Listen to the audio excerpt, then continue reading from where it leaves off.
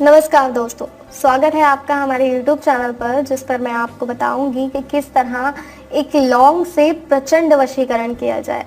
जी हाँ, सिर्फ एक लौंग और कोई सामग्री नहीं चाहिए। सिर्फ एक लौंग से किस तरह प्रचंड वशीकरण कर सकते हैं, किस तरह किसी व्यक्ति को पूर्णतः अपना बना सकते हैं एक लौंग के माध्यम से।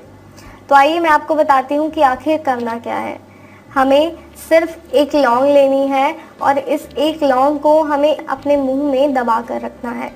जी हाँ, और उस व्यक्ति का ध्यान करना है जिसे हम वश में करना चाहते हैं। जब ये लौंग आपने अपने मुंह में रख रखी हो तो आपको उस व्यक्ति का ध्यान करना है, उसके बारे में सोचना है।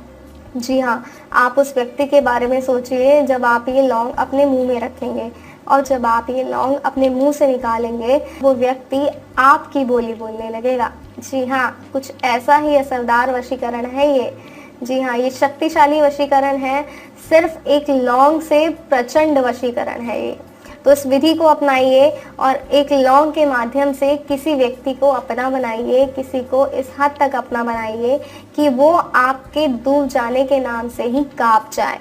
वो डर जाए कि आप अगर उनसे दूर चले गए तो होगा क्या, वो अपनी ज़िंदगी कैसे जिएंगे।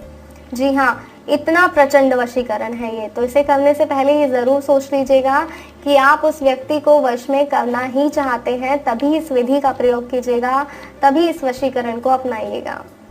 तो दोस्तों, किस तरह एक लौंग किसी व्यक्ति को वश में करने में सार्थक सिद्ध हो सकती है, ये बताया मैंने आपको। बताया कि किस तरह एक लौंग के माध्यम से आप सामने वाले व्यक्ति को वश में कर सकते हैं।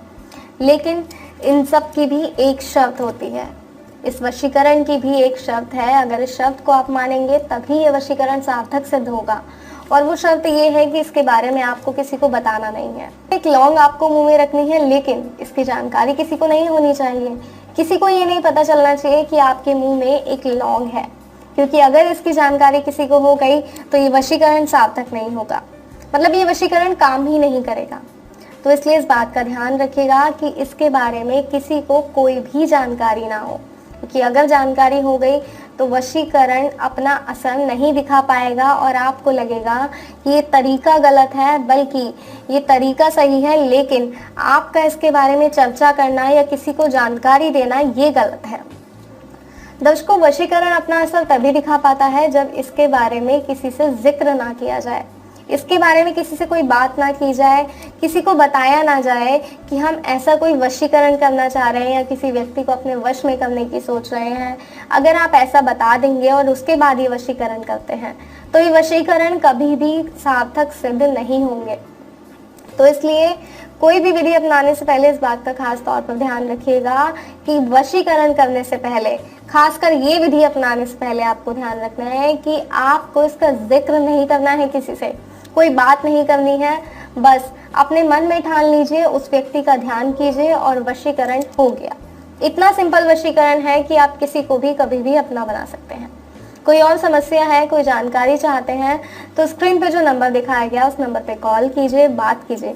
आपकी हर समस्या का समाधान होगा, आपको हर जानकारी दी जाएगी। किसी और वशीकरण के बारे में या कोई ऐसी समस्या है जिसका समाधान आपसे नहीं हो रहा है तो आपकी समस्या का समाधान फ़ोन पर किया जाएगा। फ़ोन कीजिए, आपकी समस्या का समाधान होगा और आपको एक खुशहाल ज़िंदगी मिलेगी। जी हाँ, तो फिलहाल दीजिए इजाज़त, फिर हाजिर होंगे एक और नए तरीके के साथ कि किस तरह आप खुद को खुश रख सकते हैं।